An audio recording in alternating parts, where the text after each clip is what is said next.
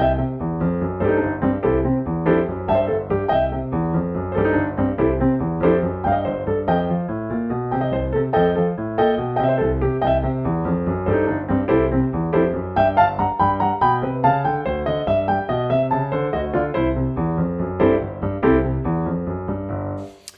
and welcome everybody. I'm Christian from Berlin, and I find many of the Boogie tutorials on YouTube could do a little better on explaining some of the tough stuff, a little bit more teaching actually. I will try that today. I hope I do better. You judge. Also, please have a look at my recent rolling boogie.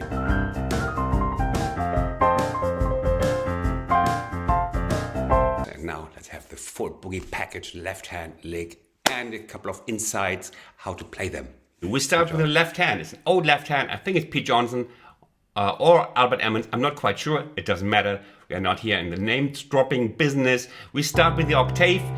And I, as usually, encourage you to learn in structure, learn in intervals, so we can later transpose it to all chords easily. Octave. Third. Then we go chromatically upwards to the fifth and repeat the octave. So octave. Third, chromatically upwards, octave, repeat. Major third, chromatic upwards and repeat. It's very nice in the hand because we have this chromatic thing that it just suits our anatomy. In F, can you do it with me now? Octave. Major third, chromatically upwards. What's the adverb of chromatic? Chromatically, I don't care, we do music. Major third, chromatically upwards, repeat the fifth of F. So that's how easy it is. And now in G. You know the trick now. Major third, chromatic upwards, and fifth octave, repeat.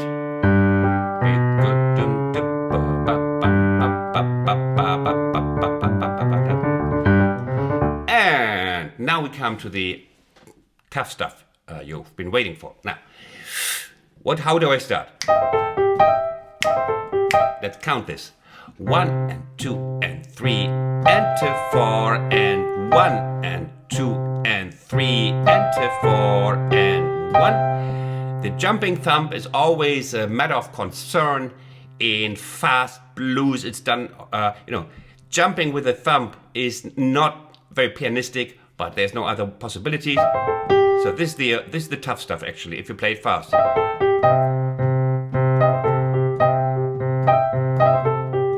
Okay, so that's the beginning. 1 and 2 and 3 and 4 and 1 and 2 and 3 and 4. And now we're coming to the second bit. You got this one, right? Now, and here starts the boogie lesson actually, where this is quite okay. But now, what do we have here? And this is what I meant with insights into boogie woogie. I do not do a lot of advanced boogie because it's so hard to teach. And it's just frustrating for the students, I think. So, but here, let's have an insight into the longer ruffs of boogie woogie. What I mean with ruffs is this kind of many notes in a short space. That's a ruff. So, and we have several possibilities to play ruffs. We play like here, three notes.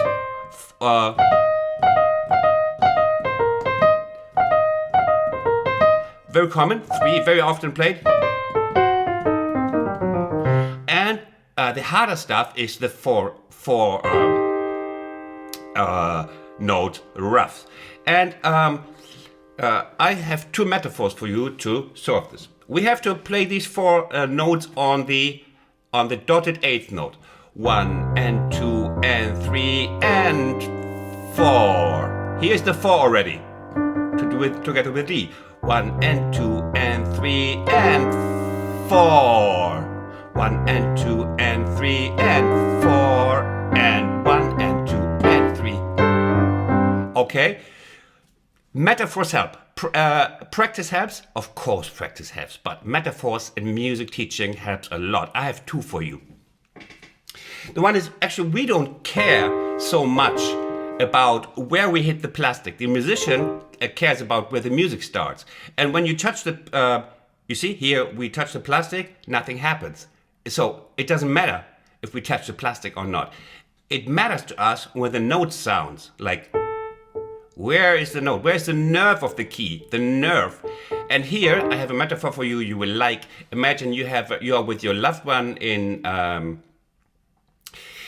bed. Yeah, now it's getting hot and steamy. No, seriously. The person you hopefully love, that you know exactly where that person, for example, is ticklish. Like this. You touch the skin, it doesn't matter. You know exactly where the nerve is. Like, for example, in the hips. You go down the hips. And here it doesn't matter. Here, they're sensitive. And so you got to figure out where the keys are ticklish. Where the sound is. That matters here. And align your fingers. Align your fingers along the ticklish, sometimes I call it the sound points, where the sound, you see?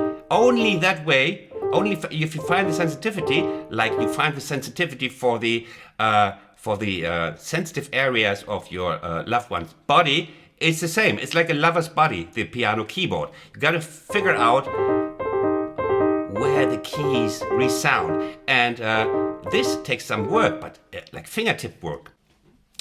And then you align your fingers, and here comes the second metaphor. You know these old ink dryers, like you see them in Western movies or like whatever 19th century ink dryers. They are felt. They have a felt, the green felt underneath. They're half round. And imagine you have this half round felt shape under your fingers. So that is one shape, and it's half round. The half round, and you follow that with your wrist. You see? You see? And then you get all of the keys together with what you practiced before, finding out the sensitivity. You see? That's what you need. And only if you manage that to start slowly to, touch your way around, only then you can manage this at fast speed. So, and then anchor point. Anchor point is really important. Keep the timing.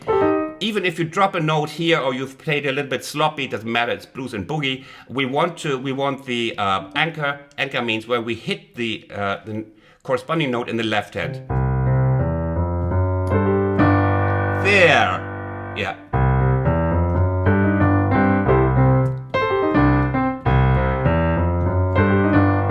And 2 and 3 and 4.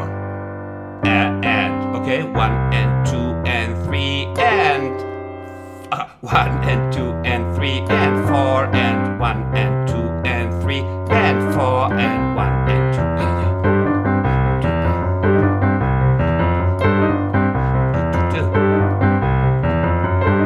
Make this a daily habit if you want to play good boogie woogie. Okay, so that's the first bit. Now, you can always play a 3-note ruff as a 3-note, a 4-note ruff as a 3-note ruff. So it sounds almost as good, it's just a little easier. 3-note ruffs, here, these 3 notes.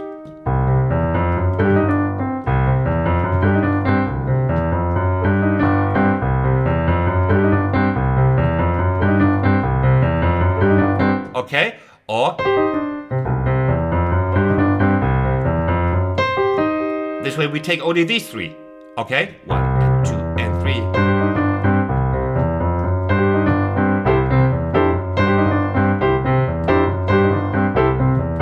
3. Okay, so much for the ruffs.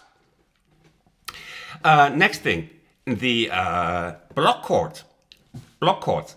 You know, in boogie they made it in a certain period of fashion to grab as many notes as they can possibly get in the right hand. And it reminds me of you know, when your grandfather as a kid he passed you the bag with candies, and he said, you know, you can grab as many as you can. with one hand.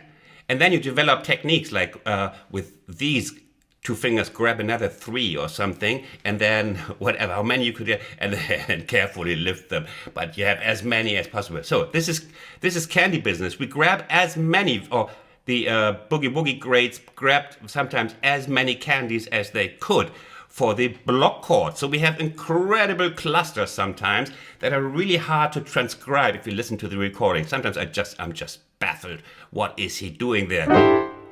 You know, that's an example like this. Grabbing as many you play like this, and they do. You see?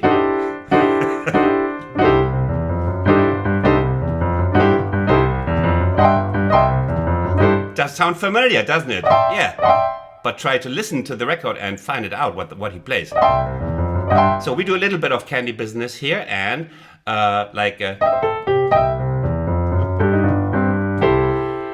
that's the early stage of grabbing candies. That's grabbing the 6th on top of the C chord, and then we're of course this one. Yeah, but when we have this as a rhythmic counterpart, we have this one. So, and now I play this one. Yeah, and here I grab another candy. I grab the 9th or the major 2nd together with this one. Yeah, you can, if you're good, and you can even try. Yeah. So, but this is the one of the possibilities. There are other possibilities to grab a lot of candies, like we have in I think in Chicago blues we play. John Johnson plays a lot with the 7 here, like grabbing another candy down here from the margin here. You know. So we have this another candy bag. We have the 7, the major 3rd, this 5th, and the 6th here. But okay, back to this one. So I play.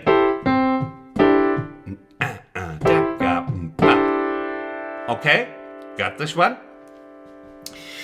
Now, yeah, and then comes the F bit. This is comparatively easy.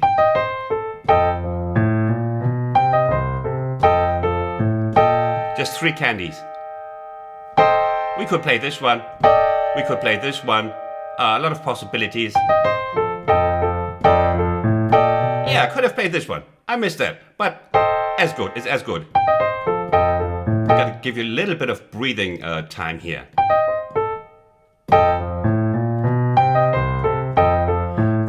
And a 4 and a 4 and a 4 and 1 and 2 and 3 and a 4 and 1 and 2 and 3 and a 4 and 1 and 2 and 3 and a 4 and 1 and 2 and 3. Okay, so that's the F bit, and then we have.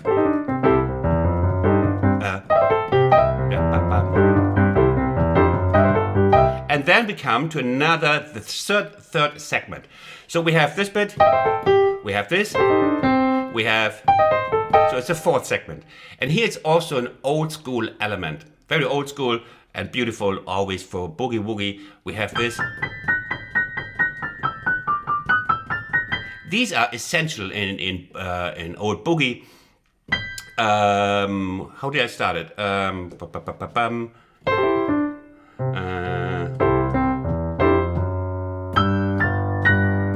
Here. I'll show you all the thirds that are involved in this. Let's start here. And very popular from here. Okay, we are in G. We are in G now. So it's a root and a major 3rd.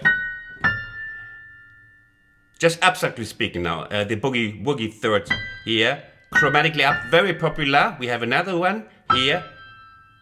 Chromatically upwards. So. And here. And you find them like everywhere. All generations, all pianists. Here.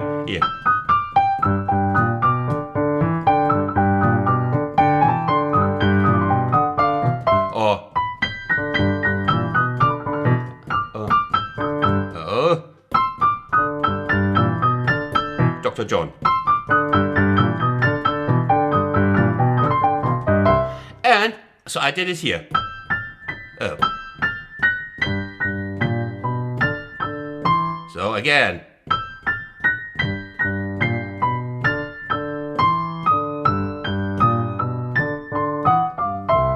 What did I do?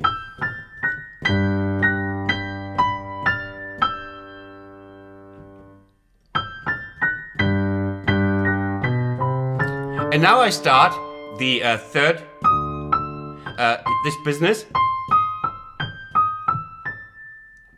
The solved major triad, and also very popular in Boogie. We can play this with the fifth or with the sixth.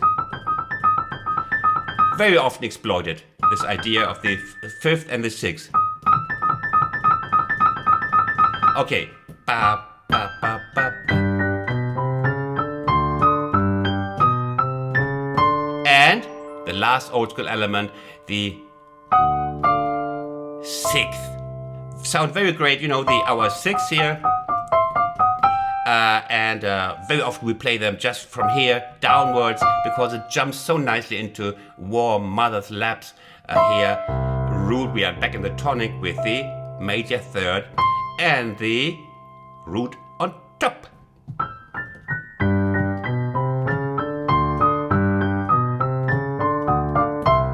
And candy or whatever. Okay. So now you have a lot of typical elements, and here you also see that the form is old school. We have no subdominant on the way back. It's very typical for old Boogie. You have on the way back you don't use the F7. You just waste a little bit more time on the G7, and then go back to C. I hope I could give you some insights that you did not have before, and. Well, thanks for learning with me. As usual, I hope you like my lesson and that I explained things well enough. If you think so, please take your, a thumb and boogie on the like button. That helps my channel to grow. I say thanks for learning, all the best, stay good, be good boys and girls as usual, and tschüss from Berlin.